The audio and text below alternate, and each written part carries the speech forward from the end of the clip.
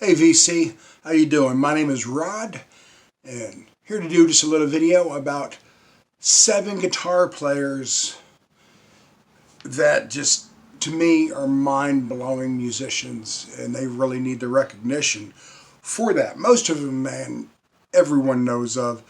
You're not going to find anybody new on this video, probably. But sometimes I feel these guys are like the unsung heroes. You know what I'm saying? Jimi Hendrix, obviously, the greatest guitar player that ever lived. One of my favorites. My favorite's Johnny Winter. Another favorite of mine is Jerry Garcia, and of course Hendrix. But these are guys that may not get the, full recognition. Without these guys, there would be no rock and roll. Believe that. Believe that. First one I want to show is Leadbelly. Leadbelly played a 12-string guitar. He was phenomenal on the 12-string guitar. He also played the banjo, he played the mandolin, the piano. He would clap his hands as he was playing, stop playing, clap his hands along with the beat. Leadbelly, born in 1888. He died in 48 or 49, I believe. Leadbelly. An incredible, incredible blues musician, right up there with Robert Johnson. Leadbelly, without his style, the song Black Betty, you've heard the song Black Betty? It's his song. He did a lot of standard blues songs that we know today. We can contribute to Goodnight Irene. We can contribute to Leadbelly. And he's really one of the grandfathers of rock and roll. Another guy, and I've seen this guy in concert, I'm so proud to say, John Lee Hooker. We've all heard everyone talk about John Lee Hooker, so incredible, man. He defined cool. He always had his hat and his little suit, and he was badass, and he knew it. He put on such an incredible show. We saw him at a blues festival, and it was Junior Wells, John Lee Hooker, Albert Collins. I think Robert Cray was at one, because we saw 2 different festivals in the same month, and there were a lot of good acts. But John Lee Hooker, man, he's rock and roll, dude. He is truly rock and roll.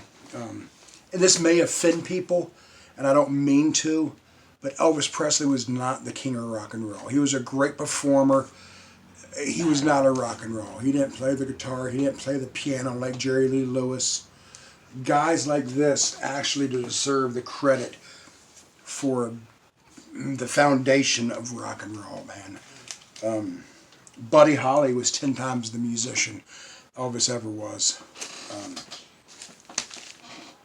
Albert Collins, he was at the blues festival I saw with John Lee Hooker. Ice Pickin' is this album. Albert Collins, oh my God, if you could have saw him live, he put so much energy into it. He went from one side of the stage to the middle to the other side, and he got the crowd involved. You felt like he was performing just for you. I can honestly say that. It's one of the only shows I've ever felt that way. That this dude is playing this concert just for me. Albert Collins, he's a Texas-born blues musician. The Texas blues was just wonderful. Guys like Freddie King and Albert King and Albert Collins, man. They laid the groundwork for rock and roll. Here's one everybody needs in their collection, and everyone knows who this is, Muddy Waters. Johnny Winter helped revive his career back in the 70s. Johnny Winter said this is absolutely the greatest guitar player that ever lived. Muddy Waters. His album is Can't Get No Grindin'. Phenomenal blues musician. It's on Chess Records. Anything you're going to get by Muddy Waters His 70s stuff was really cool because he had Johnny Winter producing him. So it was really sounding more rock. And again,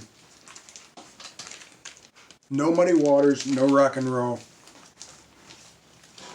Buddy Guy, he's another guy that I saw at one of those blues festivals. This may have been the blues festival that Robert Cray headlined. No, it wasn't either. It was Buddy Guy was one of the opening acts for the Fabulous Thunderbirds, and unfortunately, he made Jimmy Vaughn look like dog shit that night because he was on fire. Buddy Guy's still alive and still performing. You may still get a chance to see him live. I encourage you to do it if he comes to your town, if he comes within a couple hours of your city. Go see this guy. I'm telling you, man, he is phenomenal. And I miss living up in D.C. because we were right there. You're close to Virginia, Maryland. You're an hour away from Baltimore. So we had a great opportunity to see a lot of shows. And I remember one summer, like I said, we saw 2 blues festivals within the same month.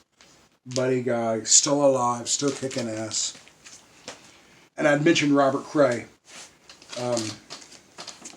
He headlined one of those blues festivals. Strong Persuader is this album.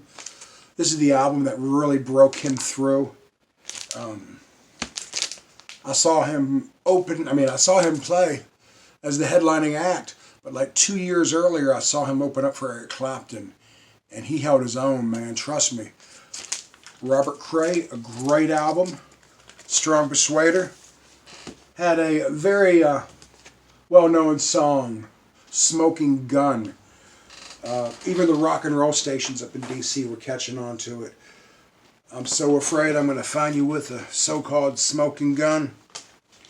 This is a great album. From the beginning track to the end. It's very, very soulful. It's bluesy rock and roll. It's definitely a blues album, but it's got that soulful rock to it. Robert Cray, an incredible guitar player. Just phenomenal. And it's funny how guys like how I started with Leadbelly, John Lee Hooker, Albert Collins, Buddy Guy, they influenced Robert Cray to a new generation. And he's influencing people with his music.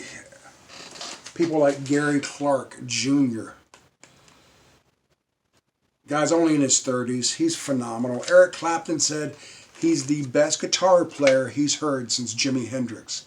And that's something coming from Clapton. It's a beer kind of night, what can I say? This is a live album. I'm jealous because Emma at 8 Vinyl Low got to see this guy live, and she said he was amazing. And that's something I'm going to do as soon as things get back to normal. Gary Clark Jr., he is a blues rocker. On his last album, he kind of he's experimenting, man. What's wrong with that? All bands experiment.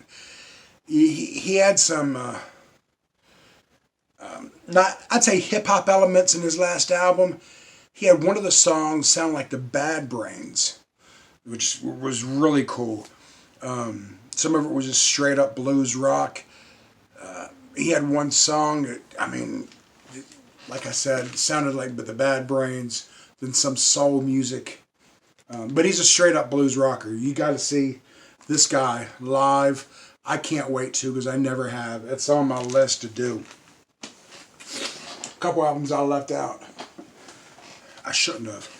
I mentioned the Bad Brains. That's another guy. And the Bad Brains, phenomenal guitar player. This guy, Vernon Reed, amazing. And yeah, it's not blues. I didn't say this was all about the blues. Vernon Reed, such an underrated guitar player. Oh my God, he was incredible. He played fast. He never skipped a note, man. He was flawless almost.